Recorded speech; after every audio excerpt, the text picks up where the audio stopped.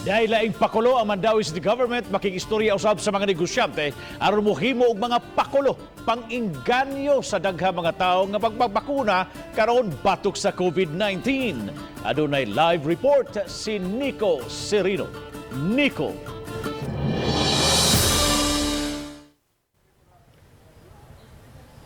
Yes, Bob, sa pagpadayon sa vaccination rollout sa Mandawi City, naghunahuna na sila og lain-lain nga mga plano aron mas mainganyo pa ang mga tawo nga magpabakuna.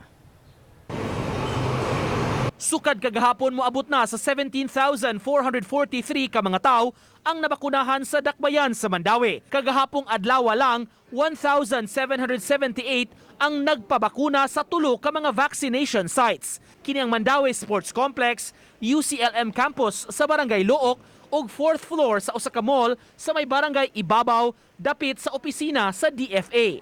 Karong simanaha lang nasugdan ang pagpamakuna sa maong mall. Gipunan ang vaccination sites aron mas accessible kini sa mga tao. We will keep on adding additional vaccination sites. Ang ato lang gid ana nga we have to prepare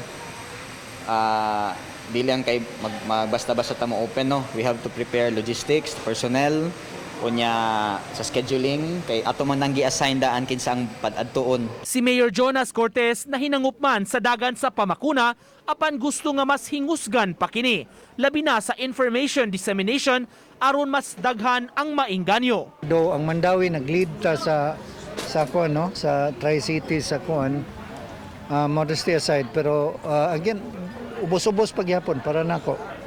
It needs mo extra effort no pagkuan sa pagpasabot sa publiko. Gipahibaw sab ni Cortez ang awhag sa syudad sa mga business establishments pag-abag sa vaccination campaign. Usa sa gitinguha niini ang paghatag og mga discount o unsa mang pang-inganyo sa mga tawo nga nabakunahan na.